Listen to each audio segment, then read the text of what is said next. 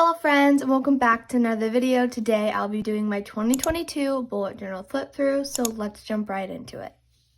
Starting off here, I just signed my name at the beginning, of course, and then I have this 2022 page to kind of welcome the year.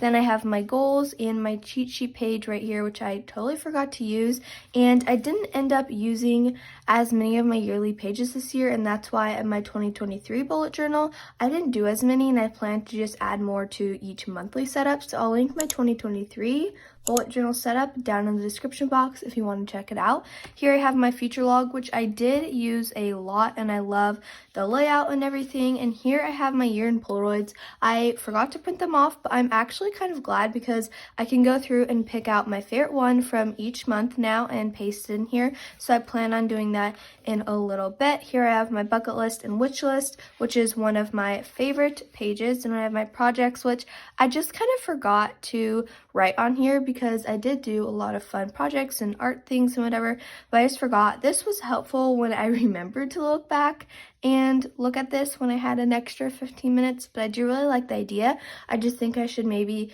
print it off on a piece of paper and like put it on my wall or frame it, or I don't know, do something else with it. Here I have my budget, which just forgot to fill out. I just do it electronically, and yeah. But here I have my subscriber count.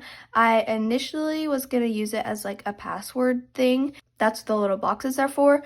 But I just thought it was kind of not a good idea after I did it because I didn't want someone to like find this and then know all of my passwords or whatever. So I just turned it into like a YouTube tracker for all my subscribers. And I want to say thank you so much for all the support and love this year. And we have totally passed what I thought I could maybe do, which was like 1,000 subscribers, and we're to 3,000, almost 4,000. So thank you so much. I appreciate every time you guys watch my videos, and I hope you enjoy them as much as I enjoy making them. Here I have my year of gratitude, and I use a thankful journal, and I write one thing I'm thankful for every day when I wake up. And so I kind of forgot to use this, but it's okay because I still write one thing I'm thankful for, and I kind of like doing it daily too, because then I remember what I did that day or whatnot, and that's just a little bit fun. And then here I have my cleaning tracker, which I feel like I got better at cleaning this year, but I just didn't check it off. And then this, I made this into like a printable, and I have it next to my bed so I can look at it every morning when I wake up. And then here I have a year of healthy habits. Now, I did do a lot of like extra things. I feel like I got a little bit better at that, but this, I just like would forget to check it off, so it didn't really work that well. And I read a lot of books, but again, I forget to like put it on the pages, so that's why I really slimmed down and just used what I wanted the most for my 2023 yearly setup. And the same thing here, obviously, but here we have the monthly spreads, and I was a lot better at filling out my monthly spreads. Sometimes I would forget my habit trackers here and there, but overall I did a pretty good job at filling them out. Here I have my budget, and then I have this theme. I love the stack calligraphy, and it just reminds me of winter and gives me those fun vibes. And then here I have my calendar, my YouTube goals, holidays, and birthdays, and I just love that layout, habit tracker, and then this little weekly spread I have. And I did this layout for a few months, but then I kind of switched, as you'll see later on. And then here I have my brain dump page and February. Comment below if you've made it to this point of the video. What is your favorite theme that I did this year? I would love to know. This is one of like my top 3. Anyways, here I have my budget tracker and then my cover page, same kind of calendar, YouTube, holiday, birthday layout.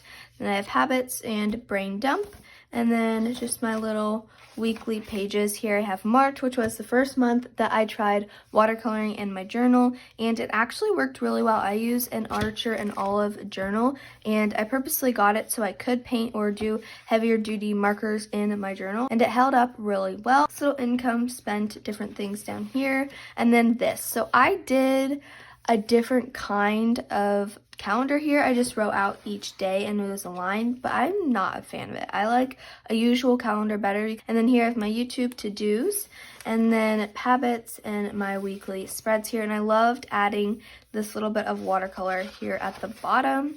And then here I have April, and I can't believe I've never done a playlist before this month, and I love doing it. I'm definitely going to carry that more throughout 2023. And I have my habit tracker summer bucket list. You're probably wondering why I put a summer bucket list in April. I thought this was May when I was setting it up, and then I was like, oh, perfect, the next month's June, and I'll look back, and yeah, no. Messed it up, but it's fine.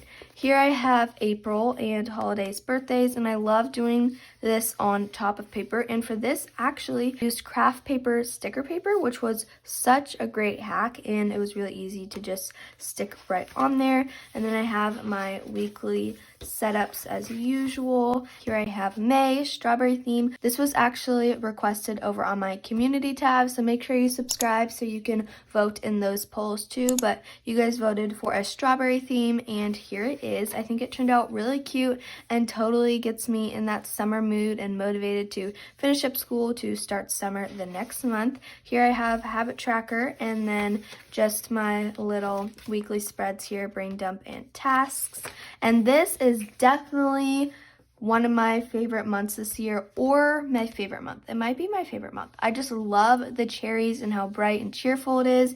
It turned out so good, and I love this calendar with just the horizontal lines and no vertical. It just made me so happy to look at, and I love the overall look of it. Here I have my things to do in June, and then I have July. So I didn't do many pages this month because it was summer and I don't have school. Didn't need that much structure, but here I have July, which was also a fun month. It reminds me a lot of the 4th of July, and I did another calendar like this. I guess I want to call it like a floating calendar, but it's not. There's just horizontal lines. That's all the difference. And then tasks, and then I did this fun little watercolor piece in here. August was another super cute theme. I really like how this turned out. It looks very clean, yet it's very colorful, and just some cute smiley faces for the last month of summer, my one-page calendar and habits. And then I did this fun weekly layout, and I loved changing the colors each day. So I have that. And then I also did a playlist this month, and then here we have September for when I started school, and I have another one of those calendars, but it's obviously very busy with school starting and everything. And then I have my habit tracker and my September playlist, and I want to go back to numbering my habit trackers because it's very helpful when you go back to look at it.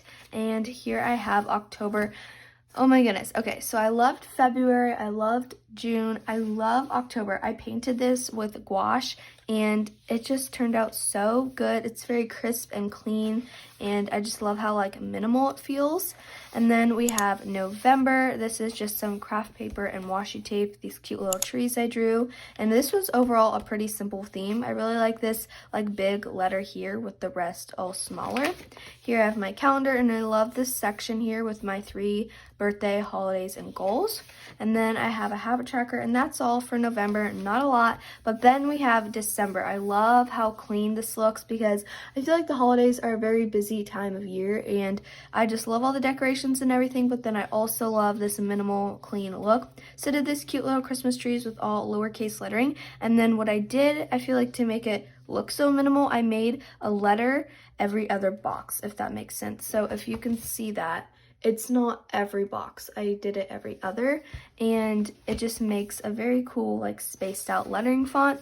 And then I did this, and I added lots of extra decorations this month, and I really like how it turned out. Habit tracker, countdown to Christmas. These are just a bunch of extra fun pages to create, and I'll link my December playlist down below if you want to see how I created all of these, my bucket list and my Christmas movies, and my wish list and gift list. And then I have my weekly spreads, which I did a bunch of different layouts, and I really enjoyed doing that.